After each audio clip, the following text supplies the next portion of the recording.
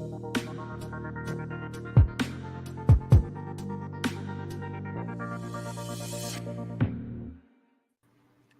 to another episode of the Weekly Crypto Check-In, recorded on June the 19th, 2024. I'm your host, Robert Swarthout, and I'm joined by my co-host, Andres Sandate. How's it going, Andres? Hey, Robert. Good. Another busy week in the summer. I thought that with my kids being out of school, things might slow down. It just feels like it's busy. Kind of like what's going on in crypto land.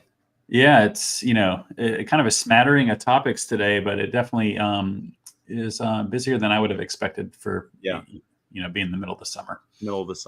Yeah. So let's jump in here. So the first topic we're going to talk about is the SEC versus Ripple case. Late last week, Ripple submitted a notice of supplemental authority to the court, basically using the Terraform Labs consent judgment. Ripple's using this because it helps their case of saying we should have a smaller penalty. I think everyone agrees that the penalty that the SEC is asking for Ripple is way out of line. So maybe Ripple's trying to find more evidence to kind of prove its case here. It's, so that happened. And a couple days later, the SEC wrote like a one-pager back in reply to that and submitted it with the court. It just reads as though they're stomping their feet. Like it's just kind of entertaining, I guess, oddly enough. And it's a, it will be interesting to see what the judge has to say at the end of the day, or towards the end of the summer, I guess, is a better way to put it. So we kind of are, I wouldn't say holding our breath, but just kind of waiting. It's a wait and see approach at this point.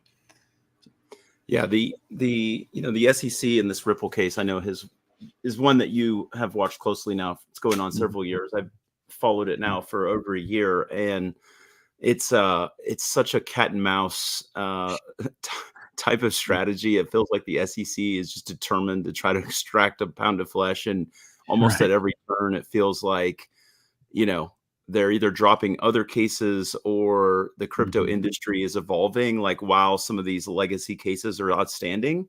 Right. And it almost feels to some extent like, I don't want to say a PR stunt, but like we've got to figure out a way to sort of save face. Right. I know I'm oversimplifying it, but there's certainly a lot of optics probably at work with some of these legacy cases that have drug on.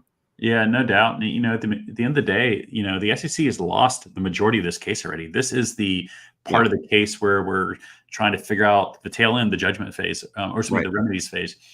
So it's it's more the same from the SEC, which I guess I appreciate their consistency. It just seems well out of sort of reasonableness.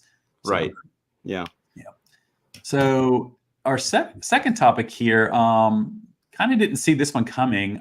It's been a long thought that I've had for years about this stuff is first corporations and businesses would try to use blockchain, but they would want to do it a private way because they didn't understand the technology. So they'd run their own versions of blockchains, which in my opinion, for the most part, makes it totally not the point. You're just running another database is all it is. So the BlackRock CIO was quoted recently as saying that a few years ago, we thought private permission blockchains would lead, basically be what's used. We now realize public blockchains are better. So, wow. I mean, granted, BlackRock has made a ton of news this year after the ETF, and then they've made investments in other companies, and then they have continued to kind of just push the envelope in tokenization. So this is a bit more of the same for them, but like, it's cool to hear it from someone else besides Larry. And at the end of the day, it's to me, it's a no duh moment. I didn't think I would be saying no duh in 24. I figured this would be like a 26 or 27 type statement. So I was quite surprised in a great way. Yeah, I've been reading a lot more about the couple of things that are happening in crypto land. Like one, we've talked about this the last few times about institutional adoption of crypto and some of the public filings that have come out about whether it's companies or pensions that are obligated to report and just their holdings. And I think, so I've been trying to follow more of that. And then also just the statements of other folks that maybe come from traditional finance or that are coming from some of these bigger asset management firms that are now recognizing the size, magnitude, scope, opportunity, what have you. And this to me is, is very interesting because of the seniority of the executive. And like you said, the Larry Fink. So it is just really interesting because these are public companies that are making comments, and it's out there. So I just think the ball is rolling now, and we're seeing more and more momentum on Capitol Hill around legislation, and it feels like this is a different moment than 2-3 years ago, right? Or even heck, 6 months ago for that matter. Yeah. Like you barely are in 24 before all this stuff started happening. So anyways, the next topic is kind of an update on the Ethereum and ETFs. So they are 19Bs are approved. The S1s are going through revisions. It sounds like the last set of revisions were very light on the S1s back to the issuers.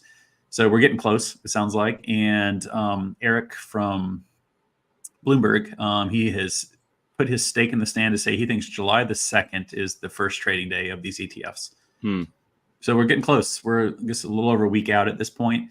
And I know I don't think it's going to be a fireworks moment per se, but it'll be the first day of trading. That's probably will be a great way to sum it up. So, right.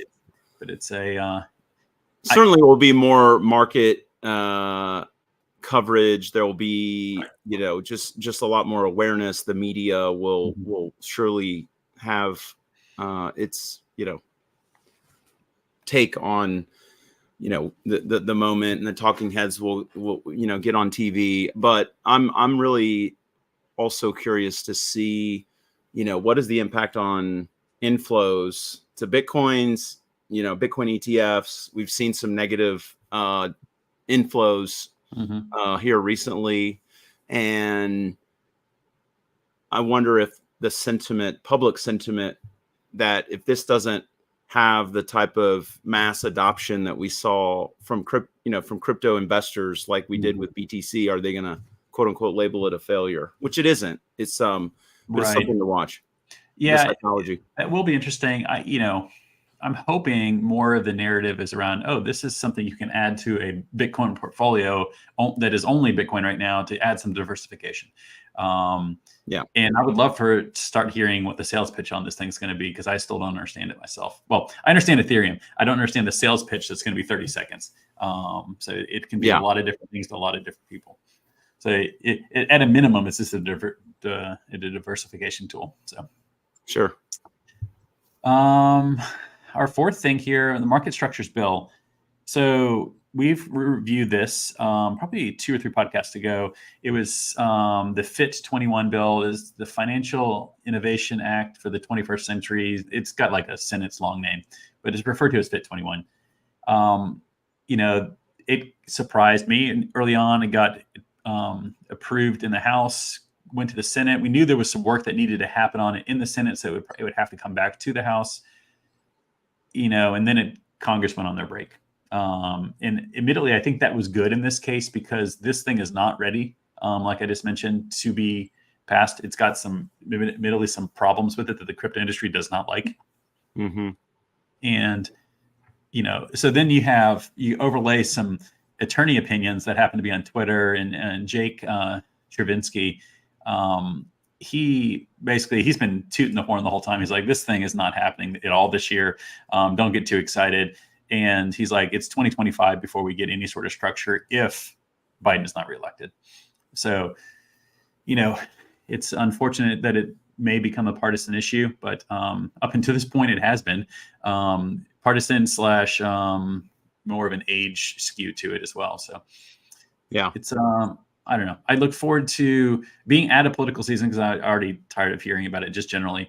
And then maybe we could get some positivity in crypto with market structure after that. So, well, there's no doubt the market, the market does like clarity. I think there tends to be a lot of folks that in past election cycles, there tends to be a lot of retail concern that there's going to be a change in the administration, for example, like presidential administration, is going to, be bad for the markets. We have seen more of the business community starting to, it feels like not all, but more starting to align around a Trump administration. That doesn't necessarily mean he's going to win. It's just that I think that there are more and more of the Fortune sort of 500, public company CEOs starting to sort of align around his policy. And yet, I mean, I think without even looking at polls, I think it's still very much a toss up. It's Right. so unsure, uncertain which way it's going to go, and this is going to just be an up and down market, in my estimation, for crypto for the time being. And I'd be surprised if we get much less legislation, until the market clears, unless one of these bills, when they come back from recess, for some reason gathers some momentum.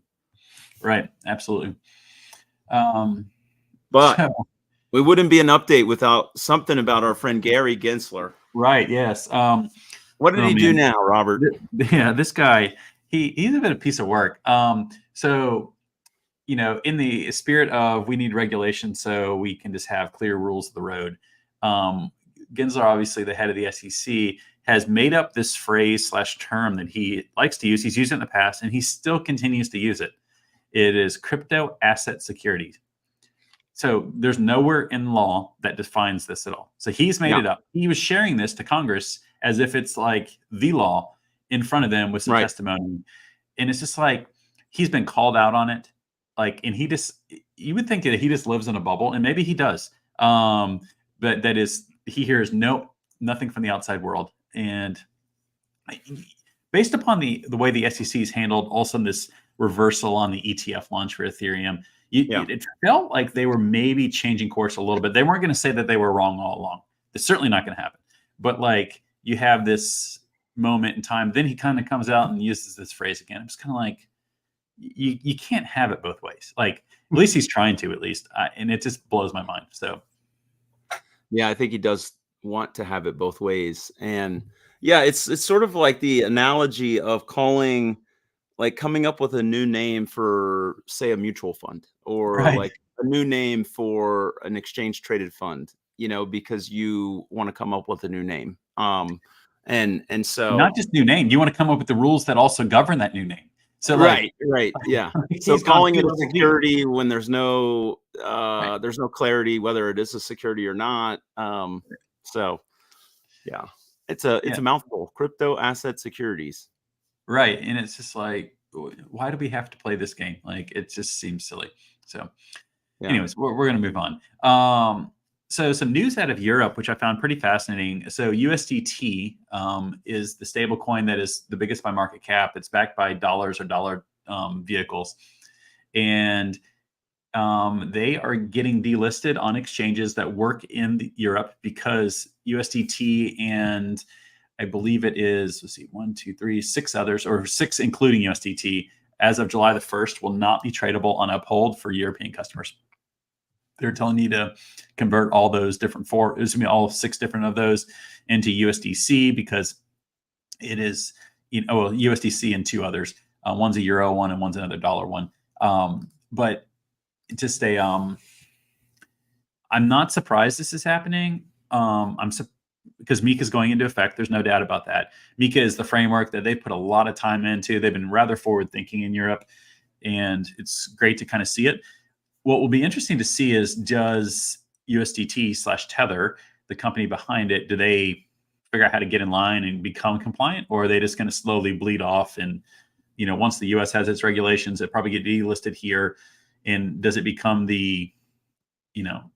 my guess is it would go to not zero, but it would just kind of bleed off at that point over time, because none of the big markets would use it. Then all of a sudden it would probably be term like the drug money again and all that other bullshit. So anyways, it's a interesting news tidbit, I guess. Just picking up on that, in terms of just the broader just the broader adoption for crypto. This is more opinion question than necessarily asking you to weigh in on, is a reaction, I guess a reaction.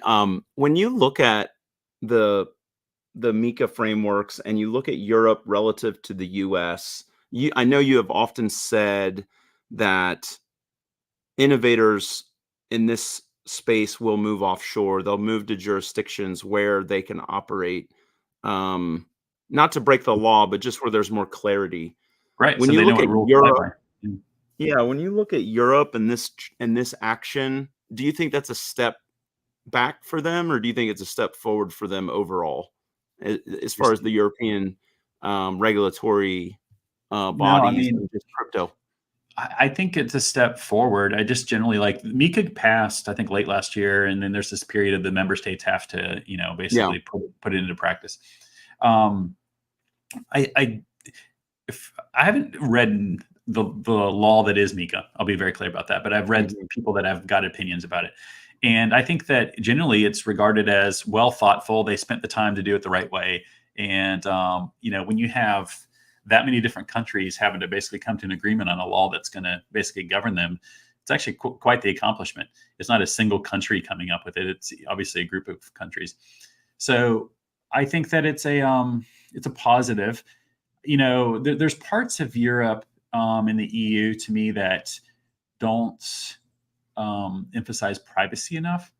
And I think that there's parts of MiCA, and this is maybe a part of it, where privacy was, not for the first thing they thought about, and it was something else. They're just so worried about all this other supposedly bad things that happen with money, and they wrote the laws the way they did. It obviously can be changed over time, but generally, I think you don't hear much squawking around like, oh, we want MiCA to change. Right now, all the Mhm. squawking here is we actually want some rules in the U.S. So Yeah.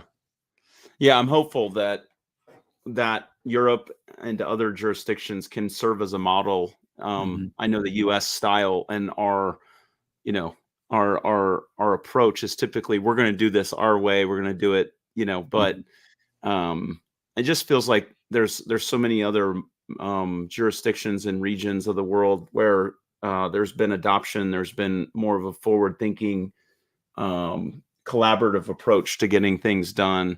I right. sure do hope, the second half of this year or going into next year, once maybe it's political, maybe it's elections, maybe the clarity is not there right now, but I sure do hope, you know, early next year, if we have to wait that long, that we get real serious about trying to get some legislation in place. Yeah, it's it'll be an interesting time. That's probably where I'll leave this one. But it's it can be confusing. It can be frustrating. But somebody did tell me about a year or two ago, not as much told me, it reminded me that you can be reassured that Congress is going to try all the wrong options before they try the right option. So, so we are working through, I don't know, maybe some bad options right now, or Yeah. like, so anyways, so our last topic here is the SEC announced it is not going to pursue a case against Ethereum for being an unregistered security. I, I'm blown away that we're talking about this in June of 24. Anything about Mhm. this case. They announced it not even 6 months ago that they were potentially going to do a case. Maybe a Wells notice was coming. Consensus, one of the companies in the Ethereum space, founded by one of the co-founders of Ethereum, preemptively sued the SEC. It just seemed like, here we go, we're going to have it. This is Ripple SEC version 2. And it's nothing but the opposite. It's actually mind blowing what has happened. So if you kind of understand the timeline that is the Ripple SEC case, they filed that lawsuit in December of 2020. They're still it got the judge gave her ruling in July of 2023. And we're almost a year out from that now, and almost at the tail end of the case if nobody decides to appeal. So you're talking all of almost 4 years. This happened in less than 5 months. Mhm. Nothing the SEC has done with crypto has ever been that fast. outside of their switcheroo on the Ethereum ETF launch. So you have both of these. It just seems so suspect to me. And I was telling you off air that I actually have the opinion, not to be like tinfoil hat conspiracy theory here, but it's, it feels like they announced they were going to do a lawsuit and then they dropped it just so they could say they looked into it and they can brush their hands of it and move on. I can't imagine much of anything happened in 3 months that they already didn't know. So I don't know. It's puzzling. Yeah, what I think is fascinating is you had all these Ethereum applications for ETFs go through. Right. They're sitting there, they're getting comments, they're getting revisions. This case is in the background. You sort of look at the SEC from the outside and you say, isn't this one organization? Like one organization's mandate, like one mandate within the organization is provide clarity, opine on new securities, new offerings, the whole process of these ETFs. And then on the whole other side of the building, it's almost like there's this completely separate group of folks running this enforcement division around an agenda of, we're going to sue everyone. We're going to call all of these securities until you prove otherwise. We're going to go down this process with the courts. We're going to then expect to extract big fines. So if we lose in court, then we can at least get a big fine. It's just amazing. Like, to your point, like, should we be surprised? I don't know. But is it like the most effective and efficient use of taxpayer dollars? Like, it just seems, I don't know. For me, the conspiracy theory is like, now you have big dollars on Wall Street and the influence. The average investor, it's hard for them to not think that those folks control what's going on. Yeah, absolutely. Because the moment right now you got these, you got Bloomberg expert predicting June or July 2nd. Like, that's record time for ETFs with this backdrop. So what else are you left to believe? Then it's just big money calling the shots. Yeah, coin flip. I mean, there's no predictability. That's the problem. So it's a different attorney on Twitter that follows the crypto industry tweeted, which I found pretty fascinating. This is Meta Lawman, is his Twitter handle. He's because the SEC in the Coinbase case has been fighting that a digital asset plus an ecosystem equals a security. That's been their argument. Is whether you like it or not, that's their argument. But now they just acknowledge that Ethereum is not a security. Okay, so never mind. We're just kidding. Like where does this leave us? It actually creates more confusion in the market than it did had they just like not done anything.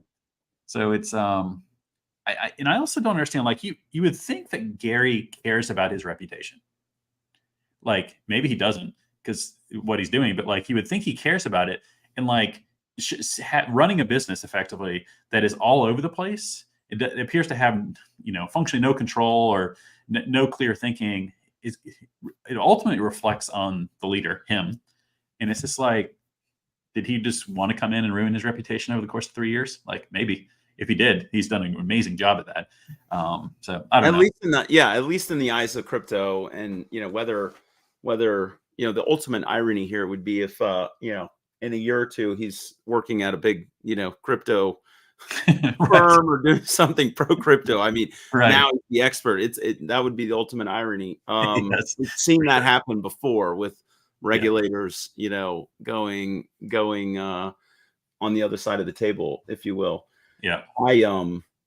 I mean, it's such a legal, not illegal, but it's such a regulatory drama when people think of regulators, you think, okay, too much regulation is not good for business. In this case, like just a lack of actual clarity, seems like a lack of a coherent strategy, a lack of alignment within the organization around priorities. Like it's just, it's ultimately like you said, it's confusing. It doesn't make any sense. It's a complete head scratcher. You'd love to have been on the other end of some of those conference calls and letters and things. Whether or not any of that stuff ever becomes public, who knows? But you have to think there's been an intense amount of backroom dialogue, lobbying, handshaking, who knows what it's called, for this flip to have happened, like amidst, these ETFs getting ready to be approved and mass adoption, Right. with retail now being able to, own Bitcoin in their brokerage account. Yeah. I don't know. It's I can't wait to like be, I don't know, a year or two out, maybe 5 years out, and like reflect on this time, and like, because then you'll have the full history, right? Right now we're kind of obviously in the middle of it. And just kind of like think like, kind of what predicting, what were we thinking moment? What were they thinking moment? Like, it's going to be fascinating. So anyways, awesome. Well, thanks for joining us on this episode of the Weekly Crypto Check-In. If you want to stay updated on future episodes, you can find us in any podcast player by searching Teton Crypto Capital or the Weekly Crypto Check-In. Take care.